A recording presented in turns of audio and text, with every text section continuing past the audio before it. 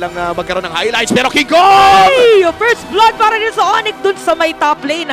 Talagang kino-cover nila lahat ng mga pwesto ng mapas, even si Escalera, para mahihirapan yata din na madepensahan. At ano nga pumasok, look at Super Friends. Araw-Ubo naman! Papasok na naman ba ang Instincts? Dito yata natin makikita pero matatala na agad. Napakakunat dito na Fredrin pero parang turtle lang muna uunahin nila. Binitbit pa nga papalapit.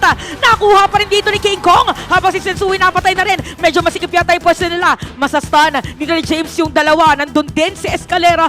Grabe yung zone dito ni Super Free. Sensui kakagat na nga ba this time? Ito na naman, tumalo na si Brusco. Nakuha ni Sensui this time around. Medyo napaka ang retry dito ni King Kong. So talagang nga makikita na natin yung Sensui instinct. Lalaban sila ngayon for a team fight pero hindi kakayanin yung sustain. Grabe yung free hit dito ni Super Friends. Aatras muna sila. Pero mga players dito ng Onyx kahit yung iba walang buhay, mabibitbet sa ilalim ng tore.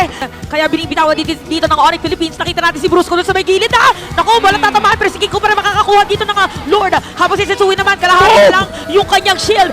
Blade makakakuha ng kill. Hinahabol dito si Super Friends. Pero babalik pa rin. Napuntahan kagad nila yung mid lane. Alam nila walang pincer because outlane!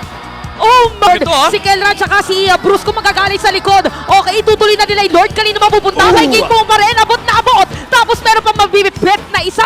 Ginamit na rin yung summon for streams. So di ko sagot nila. So diretso nila sila Kelra. Pero maiiwan si Kelra dito. Double kill na pa rin ang offlane. At isama mo na rin. Gusto nilang dikit-dikit sila. Nakarinig tayo ng conceal. Pero maaabot yata si Kurt dito. Mga kalahati yung buhay niya. Yung Lord kanina naman talaga mapupunta. Ayan na! Retribution para dito kay King Kong. Habang may iwan na naman si Brusco. Ito yung mga energy eruption na sinasabi natin. Meron pa bitbet. Si Super Friends na dito. Hindi na pwedeng basa-basa na nasa harap kasi pwedeng kuhanin na. Ayan na! Naku! Wala na buhay! So nahanap siya ni James. Hindi lamang matutuloy yung laban pero yung Lucas pala ang punteriya. Alam nila dito na wala talaga si James kaya naman nabitbit na nga. Si Escalera makukuha na nila so wala na sustain. Bigla nang bibigay yung mga players dito na Twisted Mind. Double kill, triple kill para kay Kelra at na-kill na rin yung nasa gitna. Si Haji sila na natitira pero mabibitbit doon sa kanilang base pero merong bing and wave ang Onyx. At kinolaps na nga talaga ng Onyx at tatapusin na ata nila to. Hinihintay na lang yung mga minion waves. Hinahantay na lang yung tatlong nagmamarcha din sa gitna at itatower lock na talaga nila dito sa ating laban. And game